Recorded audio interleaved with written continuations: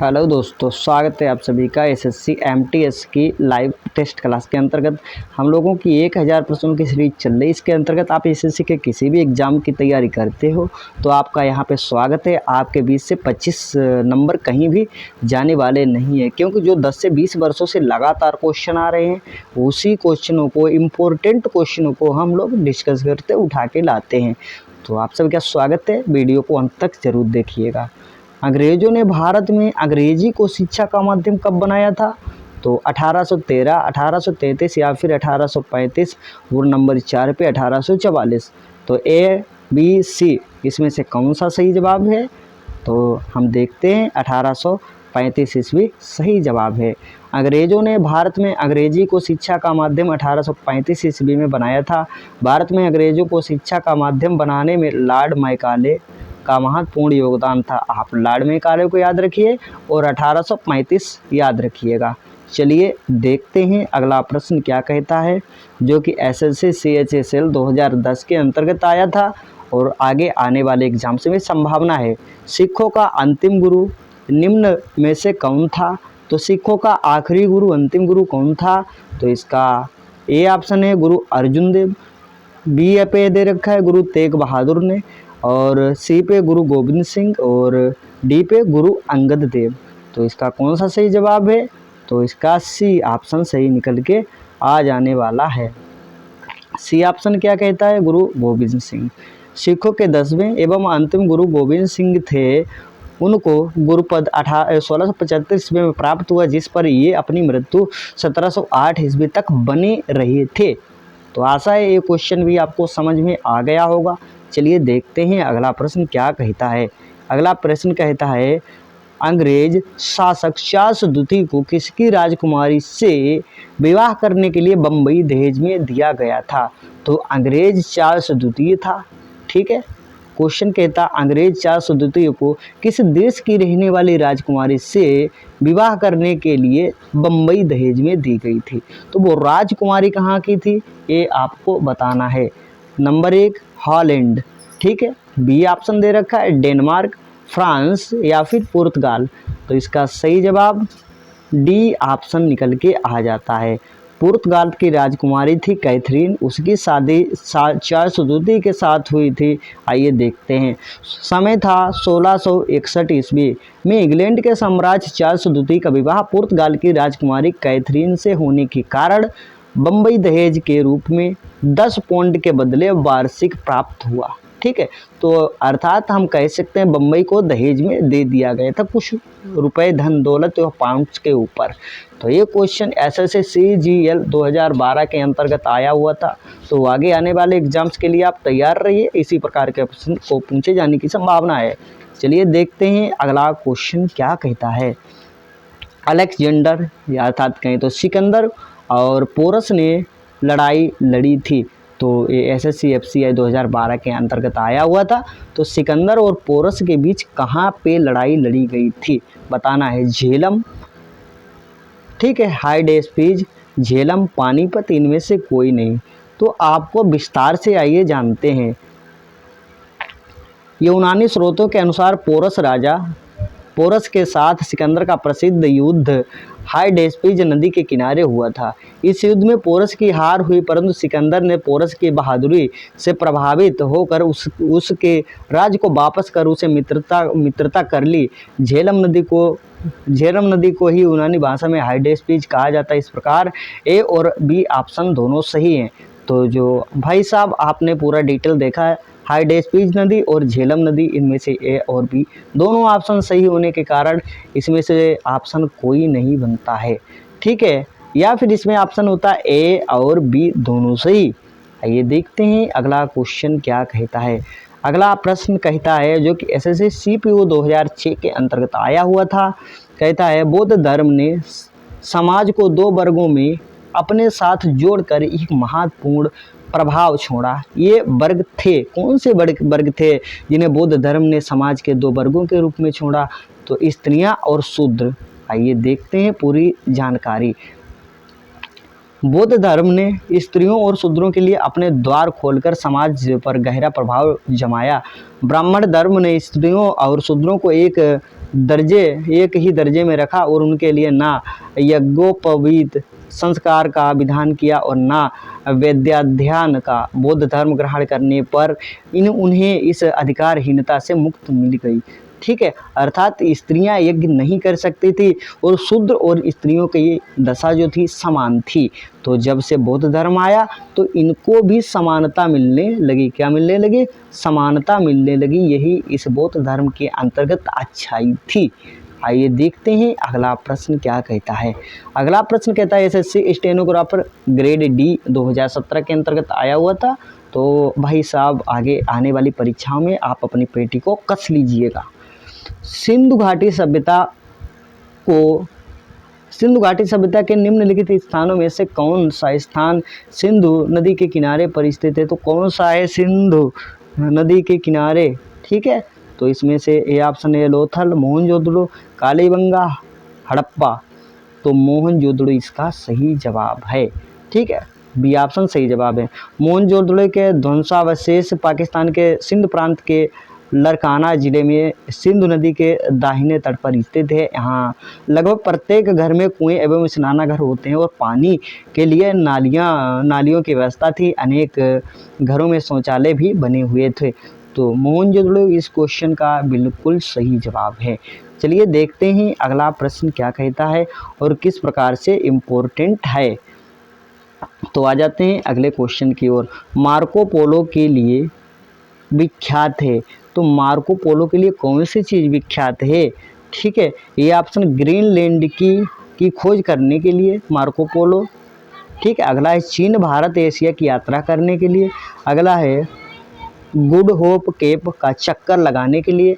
अगला है कनाडा की खोज करने के लिए। तो आपने देखा बी ऑप्शन क्या कहता है? बी ऑप्शन कहता है चीन भारत और एशिया की यात्रा करने के लिए मार्को पोलो विख्यात है। बस यही सही जवाब है। चलिए देखते हैं अगला क्वेश्चन। मार्को पोलो सन 1257 ईस्वी से लेकर 1324 ईस्वी तक चीन भारत और एशिया की यात्रा करने के लिए विख्यात है। आइए देखते हैं अगला क्वेश्चन। एक क्वेश्चन एसएससी मल्टीटास्किंग 2013 के अंतर्गत आया हुआ था। तो भाई आगे अगले क्वेश्चन की तरफ हम लोग आ जाते हैं।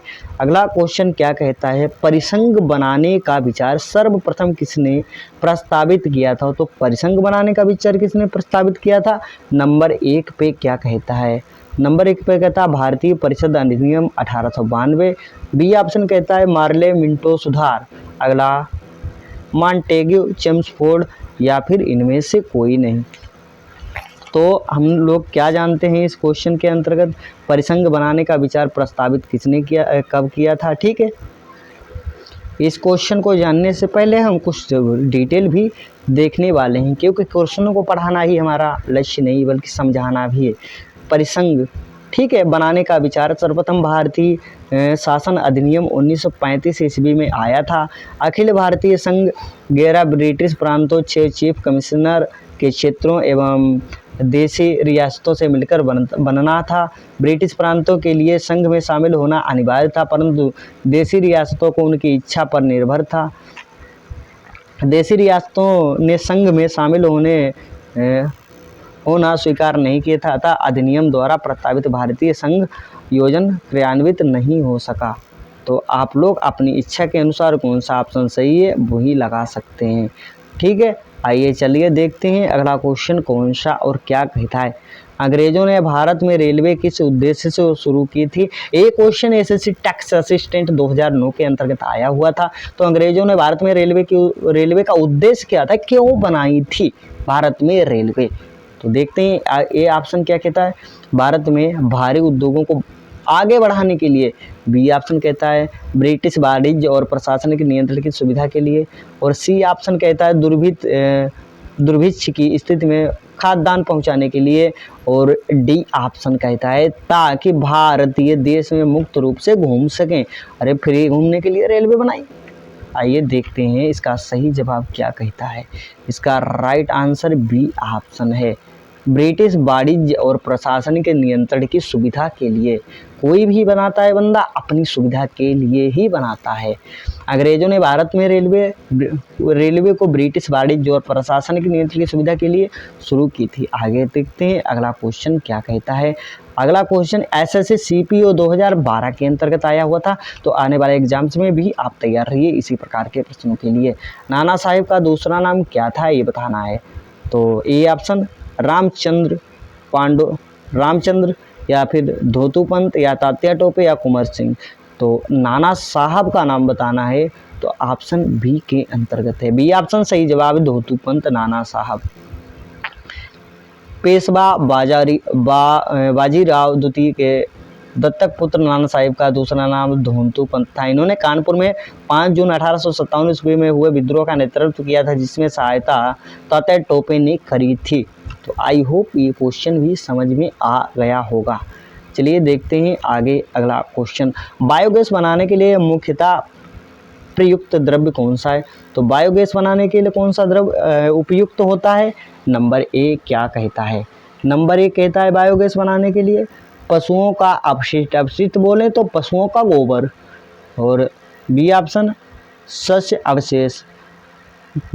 सी ऑप्शन जलीय पादप। डी ऑप्शन वन अवशेष। तो वनों के पत्तों से गोबर गैस बनती है क्या। तो इसका सही ऑप्शन कौन सा है। ए बी सी डी इनमें से ए ऑप्शन ही बिल्कुल सही जवाब निकल के। आइए डिटेल भी देखते हैं क्या कहता है। जानवरों के गोबर व मलमूत्र अपशिष्ट को बायोगैस प्लांट के लिए मुख्य कच्चा पदार्थ माना जाता है। आई होप ये क्वेश्चन एसएससी एफसीआई 2012 के अंतर्गत आया हुआ था। तो देखते हैं अगला क्वेश्चन क्या कहता है। अगले प्रश्न की ओर हम लोग आ जाते हैं, जो कि एसएससी एचएसएल 2013 के अंतर्गत आया हुआ था। क्वेश्चन कहता है निम्न में से विषम चक्रीय यौगिक का उदाहरण कौन सा है। तो A option anthracene, number B naphthalene, number 3 fluorine, number 4 benzene. तो कौन सा ऑप्शन सही है। तो इन सभी क्वेश्चन के आंसर को देखते हुए हम लोग सी ऑप्शन की ओर ही चुनेंगे, फ्लोरीन। ठीक है, फ्लोरीन यही सही जवाब है। फ्लोरीन एक विषम चक्रीय कार्बनिक यौगिक होता है, ये कार्बनों का बॉन्ड बनाता है। आइए देखते हैं अगला क्वेश्चन क्या कहता है। चॉकलेट जिसे हम लोग खाते हैं ना, चॉकलेट स्वास्थ्य के लिए हानिकारक हो सकते हैं क्योंकि उनकी मात्रा में सबसे ज़्यादा अधिक मात्रा में कौन सी चीज़ मिलाई जाती है। ये क्वेश्चन एसएससी सीपीओ 2010 के अंतर्गत आया हुआ था। क्या चॉकलेट में जिंक ज़्यादा होती है, निकल ज़्यादा होती है, सीसा होता है या कोबाल्ट की मात्रा ज़्यादा होती है, ये बताना है। तो इसका कौन सा ABCD में से कौन सा जवाब सही है।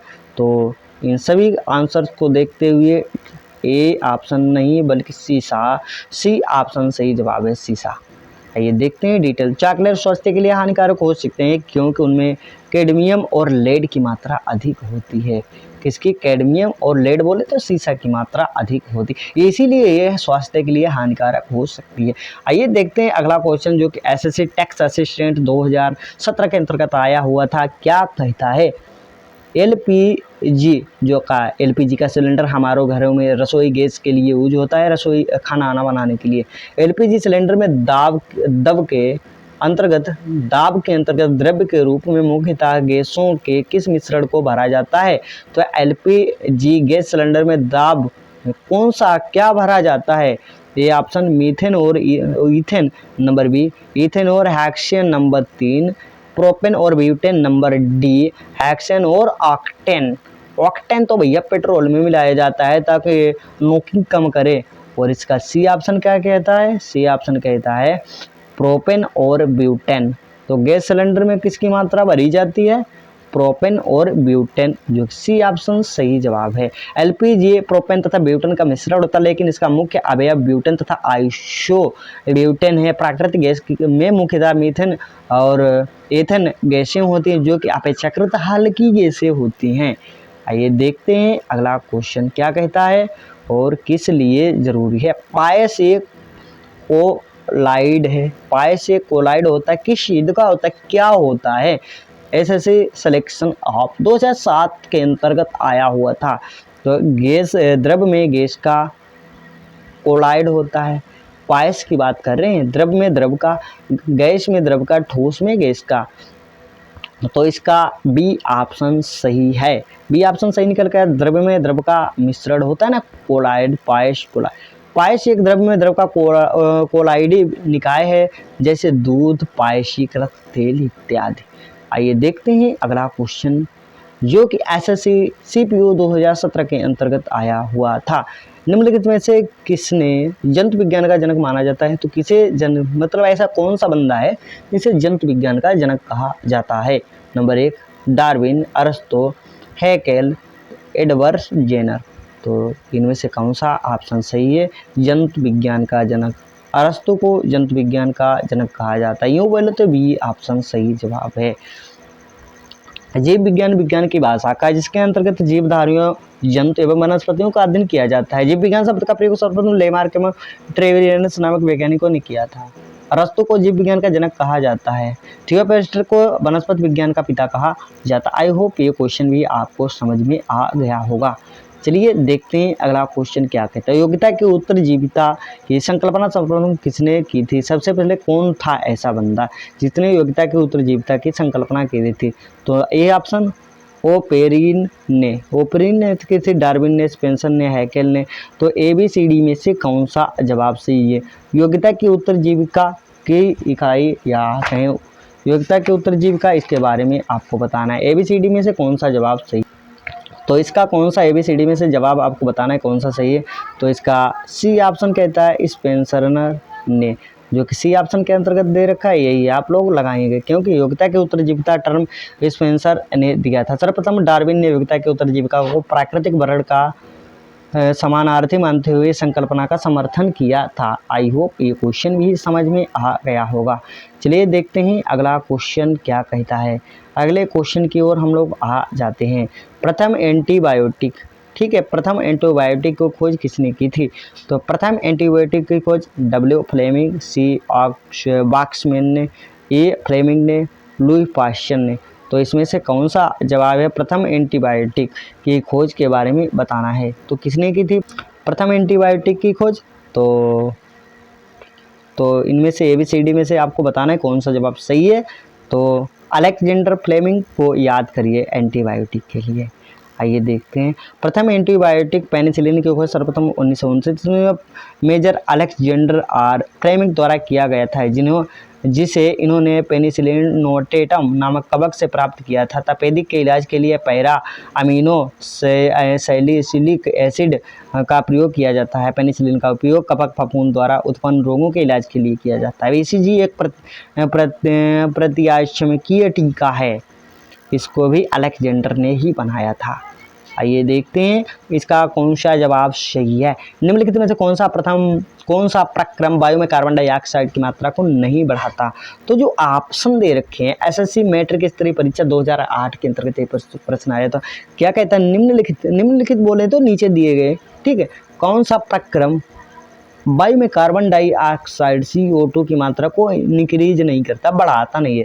तो शोषण, प्रकाश संश्लेषण, पेट्रोल का जलना, वनस्पति का वायविक क्षय। देखिए वनस्पति का वायविक क्षय होगा, जलेगी, सड़ेगी तो कार्बन डाइऑक्साइड मुक्त होगी, पेट्रोल जलेगी तो भी CO2 छोड़ेगी, और शोषण होगा तो भी CO2 छोड़ देंगे। लेकिन प्रकाश संश्लेषण क्या होता है? इसके द्वारा CO2 की मात्रा को छोड़ा नहीं जाता है। तो बी ऑप्शन सही जवाब है।